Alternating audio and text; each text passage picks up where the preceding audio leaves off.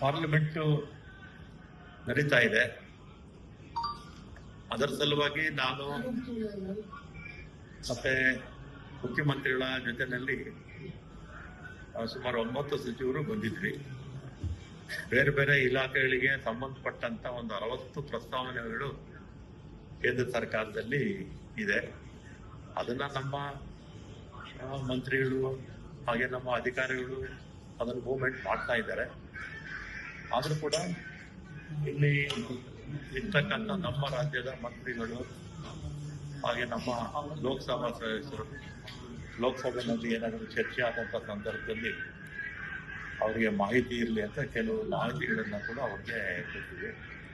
ಮತ್ತು ಅದೇ ರೀತಿ 60 ಪ್ರಸ್ತಾವನೆಗಳನ್ನ ಕೂಡ ಸಂಬಂಧಪಟ್ಟಂತ ನಮ್ಮ ರಾಜ್ಯದ ಸಚಿವರುಗಳು ಅಂದರೆ ಕೇಂದ್ರದಲ್ಲಿ ಸಚಿವರಾಗಿರ್ತಕ್ಕಂಥ ಸಹಕಾರ ಕೊಡಬೇಕು ಅಂತ ಹೇಳಿದ್ದೀವಿ. ಅವರು ಕೂಡ ಎಲ್ಲ ಸಚಿವರು ನಮ್ಮ ರಾಜ್ಯದ ಹಿತಾಸಕ್ತಿ ಬಗ್ಗೆ ಯಾವುದೇ ವಿಚಾರ ಇರಲಿ ನಾವು ಸಹಕಾರ ಕೊಡ್ತೀವಿ ಅಂತ ಅವರೆಲ್ಲರೂ ಕೂಡ ಹೇಳಿದ್ದಾರೆ. ಮತ್ತೆ ನಮ್ಮ ಇಲಾಖೆ ಬಗ್ಗೆನೂ ಕೂಡ ನಮ್ಮಲ್ಲಿ ಬಹಳ ಪ್ರಮುಖವಾಗಿರ್ತಕ್ಕಂಥದ್ದು ಮಹದಾಯಿದು. ಅಲ್ಲಿ ವೈಲ್ಡ್ ಲೈಫ್ ಒಂದು ಅನುಮತಿ ಬೇಕು, ಫಾರೆಸ್ಟ್ ಅನುಮತಿ ಬೇಕು. ಹಿಂದೆ ಯಾರೋ ಒಬ್ರು ಅಲ್ಲಿ ಫಸ್ಟ್ ಜುಡಿಷಿಯಲ್ ಅಧಿಕಾರಿ ಒಬ್ರು ನೋಟಿಸ್ ಕೊಟ್ಟಿದ್ರು ಅಂತ ಅಲ್ಲಿ ಸುಪ್ರೀಂ ಕೋರ್ಟ್ ಹೋಗಿದ್ರು. ಮತ್ತೆ ಈಗ ಅಲ್ಲಿ ಸಂಬಂಧಪಟ್ಟಂತ ಮಂತ್ರಿಗಳು ಸುಪ್ರೀಂ ಕೋರ್ಟ್ ಅಲ್ಲಿ ಕೇಸ್ ಇರೋದ್ರಿಂದ ಕೊಡೋಕ್ ಬರೋದಿಲ್ಲ ಅಂತ ಹೇಳಿದ್ದಾರೆ. ಅದ್ರ ಬಗ್ಗೆ ಇವತ್ತು ತೀರ್ಮಾನ ತಗೋಬೇಕು. ಅದಾದ್ರೆ ಕಳಸಾ ಬಂಡೀರಿ ಎರಡೂ ಕೂಡ ಬೇಗ ಆಗುತ್ತೆ. ಯಾಕಂದ್ರೆ ಟೆಂಡರ್ಗೆ ಪ್ರಕ್ರಿಯೆ ಎಲ್ಲ ಹಿಂದೆನೆ ಮುಗಿದಿದೆ.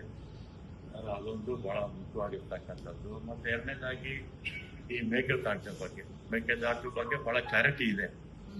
ಯಾಕಂದ್ರೆ ಅವರು ಹಿಂದೆ ಮಿಸ್ಲೇನಿಯಸ್ ಅಪ್ಲಿಕೇಶನ್ ಹಾಕೊಂಡಿದ್ರು ತೀರ್ಮಾನದ ಮೇಲೆ. ಅದಾದ್ಮೇಲೆ IA ಹಾಕಿದ್ರು. ಎರಡೂ ಕೂಡ ವಜಾಗಿ ಸುಪ್ರೀಂ ಕೋರ್ಟ್ ಅಲ್ಲಿ ನಮ್ಮ ಪರ ಆಗಿದೆ.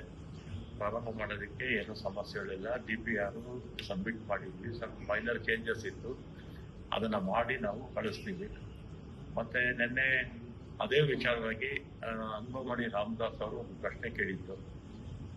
ಪ್ರಶ್ನೆ ಕೇಳಿದಂಥ ಸಂದರ್ಭದಲ್ಲಿ ಅವರ ವ್ಯಾಪ್ತಿನಲ್ಲಿ, ಕರ್ನಾಟಕ ರಾಜ್ಯದ ವ್ಯಾಪ್ತಿನಲ್ಲಿ ಅವರೇನು ಕಟ್ಕೋಬೇಕಾದ್ರೆ ಯಾವ ಅಕ್ಕಪಕ್ಕದ ರಾಜ್ಯಗಳ ಅನುಮತಿ ಬೇಕಿಲ್ಲ ಅಂತ ಬಹಳ ಸ್ಪಷ್ಟವಾಗಿ ಹೇಳಿದ್ದಾರೆ.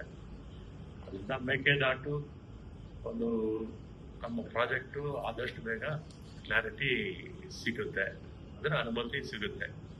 ನಾವು DPR ಸಬ್ಮಿಟ್ ಮಾಡಿದ್ಮೇಲೆ ಬೇಗ ಕೊಡ್ತಾರೆ. ಯಾಕೆಂದರೆ ಎಲ್ಲ ಹರಡಿಸು ಹೋಗ್ತಿದೆ. ಮತ್ತೆ ಬಹಳ ಪ್ರಮುಖವಾಗಿ ನಮಗೆ ಅಲ್ಲಿ ನಮ್ಮ ಫಾರೆಸ್ಟ್ ಮುಳುಗಡೆ ಆಗುತ್ತೆ. ಅದಕ್ಕೆ ನಾವು ಆಲ್ಟರ್ನೇಟ್ ಜಾಗ ಕೊಡಬೇಕು. ಅದಕ್ಕೆ ನಮ್ಮ ಮಂಡ್ಯ ಜಿಲ್ಲಾಧಿಕಾರಿಗಳು ನೋಡೋಣ ಆಫೀಸರು ಈಗಾಗಲೇ ಗುರುತು ಮಾಡಿದ್ದಾರೆ. ಅದನ್ನು ಯಾವ ಜಾಗ ಕೊಡಬೇಕು ಅಂತ ನಾವು ಕ್ಯಾಬಿನೆಟಲ್ಲಿ ತೀರ್ಮಾನ ಆದರೆ ಆ ಪ್ರಾಜೆಕ್ಟು ಮುಂದುವರಿಯುತ್ತೆ. ಅದರಲ್ಲಿ ಎರಡನೇ ಸಂಶಯ ಇಲ್ಲ. ಮತ್ತೆ ಇವರು ತಮಿಳುನಾಡಿನ ಮುಖ್ಯಮಂತ್ರಿಗಳು ಕೂಡ ನಮ್ಮ ಮುಖ್ಯಮಂತ್ರಿಗಳಿಗೆ ಬಂದು ಮಾತಾಡ್ತೀವಿ ಅಂತ ಅವರು ಸಮಯ ಕೇಳಿದ್ರು. ನಮ್ಮ ಮುಖ್ಯಮಂತ್ರಿಗಳು ಕೂಡ ಸಮಯ ಕೊಟ್ಟಿದ್ದಾರೆ. 3ನೇ ತಾರೀಕು ಚರ್ಚೆ ಆಗೋದ್ರಲ್ಲಿ ತಪ್ಪೇನೇ ಇಲ್ಲ. ಮತ್ತೆ ಉಳಿದಾಗೆ ಕೃಷ್ಣಾದಲ್ಲೂ ಕೂಡ ಸುಮಾರು 13 ವರ್ಷ ಆಗಿತ್ತು ನೋಟಿಫೈ ಆಗಿ.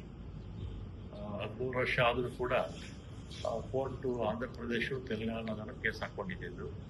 ಮತ್ತೆ ನಾವು ಕೂಡ ನೋಟಿಫಿಕೇಶನ್ ಬೇಗ ಮಾಡಿ 2050ಕ್ಕೆ ಇದರ ಅವಧಿ ಮುಗಿದೋಗುತ್ತೆ ಅಂತ ನಾವು ಕೂಡ ಕೇಸ್ ಹಾಕೊಂಡಿದ್ವಿ. 13 ವರ್ಷ ಆದರೂ ಕೂಡ ಆಗಿರಲಿಲ್ಲ.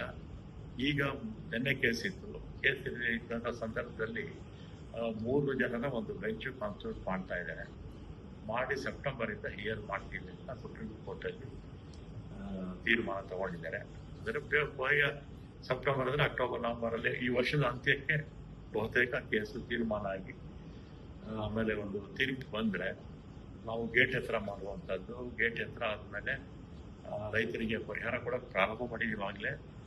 ಸ್ವಲ್ಪ ತ್ವರಿತಗತಿನಲ್ಲಿ ಅದು ಕೂಡ ಆಗುತ್ತೆ. ಅದೆಲ್ಲ ಆದರೆ ಒಂದು 130 TMC ನಾವು ನೀರನ್ನು ಬಳಸ್ಕೋಬೇಕು. ಅದರಲ್ಲಿ ಒಂದು 9 ಪ್ರಾಜೆಕ್ಟ್ ಇದೆ. ಅದರಲ್ಲಿ 5 ಬಹುತೇಕ ಮುಗಿದಿದೆ. ಇನ್ನೊಂದು 2 ಅರ್ಧ ಆಗಿದೆ. ಇನ್ನು 2 ಪ್ರಾರಂಭ ಆಗುವ ಹಂತದಲ್ಲಿದೆ. ಇನ್ಫ್ರಾಸ್ಟ್ರಕ್ಚರ್ ಕೂಡ ಎಲ್ಲ ಬೇಗ ಆದರೆ 130 TMC ನೀರು ನಾವು ಬಳಸ್ಕೋಬೋದು. ಭಾರತದಲ್ಲಿ.